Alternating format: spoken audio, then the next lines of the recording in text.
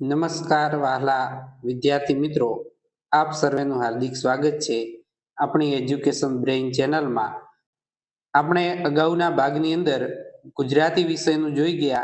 આજે આપણે આ વિભાગની અંદર હિન્દી અને અંગ્રેજી વિષય જોવાના છીએ, તો વિડીયોના અંત સુધી બન્યા રહેજો. લેટ સ્ટાર્ટ નાઉ વિડીયો.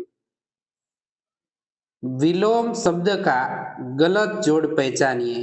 અહીંયા વિલોમ એટલે કે વિરુદ્ધાર્થી શબ્દની આપણે જે ખોટી જોડ આપેલી છે તે આમાંથી શોધવાની છે. ગલત અહીંયા આપેલું છે અંદર, બહાર, ઉપર, નીચે, બેઈમાન, નેક, ઉઠના, ચલના. તો અહીંયા જે ઉઠના ને ચલના જોડ છે એ ખોટી છે. ઉઠના તો બેઠના આવે. ત્યાર પછીનો પ્રશ્ન છે દિए गए संकेत को पहचानिए. संकेत એટલે કે અહીંયા જે ચિહ્ન આપેલું છે એને ઓળખીને જવાબ આપવાનો છે. તો જેનો સાચો જવાબ થશે आगे मोड़ है. अधूरे वाक्य पूर्ण कीजिए. हम खाली जगह. અહીંયા જે અધૂરું વાક્ય છે જેને પૂર્ણ કરવાનું છે તો કે हम पढ़ना चाहते हैं. रेखांकित किया गया शब्द का उपयोग करके रिक्त स्थान की पूर्ति कीजिए. એટલે કે જે અહીંયા ખાલી જગ્યા આપેલી છે એની પૂર્ણ કરવાની છે. તો पोरबंदर गांव में लोग हमेशा शांति से खाली जग्या रहता.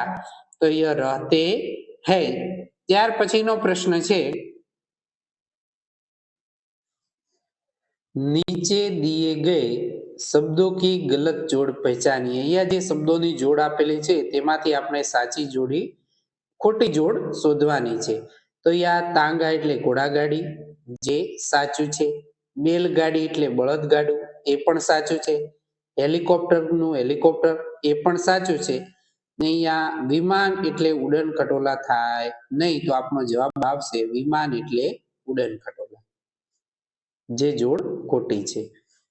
नीचे दिए गए अंक की अंग्रेजी अंक व विकल्प की गलत जोड़ पहचानिए. तो यहाँ जे 26 ની જોડ આપેલી છે એ ખોટી છે. અધૂરે વાક્ય પૂર્ણ કીજીએ. અહીંયા જે અધૂરું વાક્ય આપેલું છે એને પૂર્ણ કરવાનું છે. તો બચ્ચે ખેલ ખાલી જગ્યા. તો બચ્ચે ખેલ રહે હે. બાળકો રમી રહ્યા છે.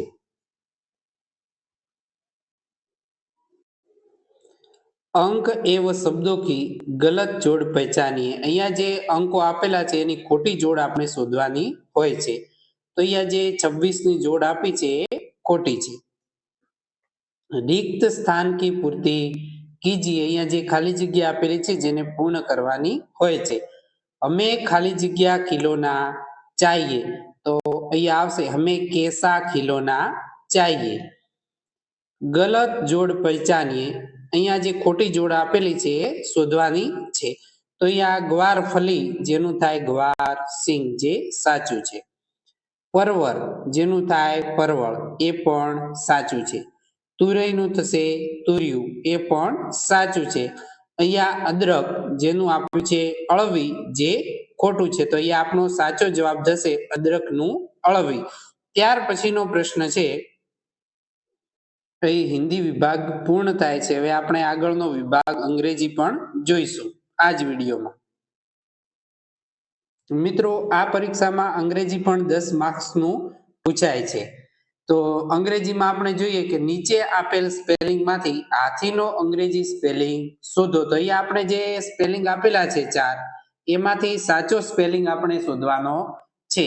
તો અહીંયા હાથીનો સાચો સ્પેલિંગ થશે ELEPHANT. અહીંયા જે પહેલો આપ્યો છે એ જ સાચો છે, તો આપણો જવાબ થશે એલિફન્ટ એટલે હાથી. ત્યાર પછીનો પ્રશ્ન છે બોક્સ નું બહુવચન શું થાય. તો અહીંયા જે બહુવચન હોય છે 2 થી 3 માર્ક્સનું પરીક્ષામાં પૂછાતું હોય છે, તો આપણે આ ખાસ તૈયાર કરવું રહ્યું. તો બોક્સ નું બહુવચન અહીંયા થશે બોક્સીસ. અહીંયા એક્સ આપેલો છે, બોક્સની અંદર પાછળ એક્સ આપેલો છે, માટે અહીંયા ES પ્રત્યય લાગશે. જો અહીંયા કોઈ સ્વર આપેલ હોત એ, ઈ, આઈ, ઓ અથવા યુ આમાંથી કોઈ સ્વર પાછળ હોત તો માત્ર ને માત્ર પાછળ એસ લાગે, પણ જ્યારે વ્યંજનનો પાછળ ઉપયોગ થયો હોય ત્યારે ઈએસ પ્રત્યય હંમેશા લાગે. ધીઝ આર 6 ખાલી જગ્યા ઓન ધ ટેબલ, તો અહીંયા ખાલી જગ્યા પૂરવાની છે, તો અહીંયા આવશે પેન્સિલ્સ. ત્યાર પછીનો પ્રશ્ન છે, where is Kavya going to the school નો ઉપયોગ કરીને સાચું વાક્ય બનાવવાનું છે, તો અહીંયા આપણો સાચો જવાબ થશે Kavya is going to the school. સૂચના, નીચેના પ્રશ્નોના ખાલી જગ્યા પૂરવા માટે યોગ્ય વિકલ્પ પસંદ કરી અને ખાલી જગ્યા પૂરવાની છે. તો બોય તળિયું, તો જેનું થશે ફ્લોરિંગ, ને છતનું આપણે 4 આપેલ વિકલ્પમાંથી શોધવાનું છે કે શું થશે. અહીંયા છતનું થશે સીલિંગ. ત્યાર પછીનો પ્રશ્ન છે, એપલ, મેંગો અને વોટરમેલન. અહીંયા આપણે જોડ મેચ કરવાની હોય છે. તો અહીંયા આપેલું છે એપલ એટલે સફરજન, મેંગો એટલે કેરી અને વોટરમેલન એટલે તરબૂચ. તો આ મિત્રો તમે આમ જુઓ તો કે શું છે, તો કે આ બધા ફળો છે. તો હવે આપણે નીચે ઓપ્શન આપ્યા છે પોટેટો, ઓનિયન, બ્રિંજલ અને ગ્રેપ્સ. તો અહીંયા આપણો સાચો જવાબ આવશે ગ્રેપ્સ. ગ્રેપ્સ એટલે દ્રાક્ષ. તો દ્રાક્ષ એ પણ શું છે, ફળ છે, ફળની અંદર સમાવેશ થાય છે. જ્યારે બાકીના જે 3 વિકલ્પ છે, પોટેટો એટલે બટાકા, ઓનિયન એટલે ડુંગળી અને બ્રિંજલ એટલે રીંગણ, તો અહીંયા જે ગ્રેપ્સ છે એ ફળ છે, તો અહીંયા સાચો જવાબ આવશે grapes. This is a leaf બહુવચનમાં બનતું વાક્ય શોધો. તો અહીંયા ધીસ આર લીવ્સ. ત્યાર પછીનો પ્રશ્ન છે, બસ તો ડ્રાઈવર, પ્લેન તો શું આવશે. તો અહીંયા બસને જે રીતે ડ્રાઈવર ચલાવે છે એ જ રીતે પ્લેનમાં આવશે પાયલોટ.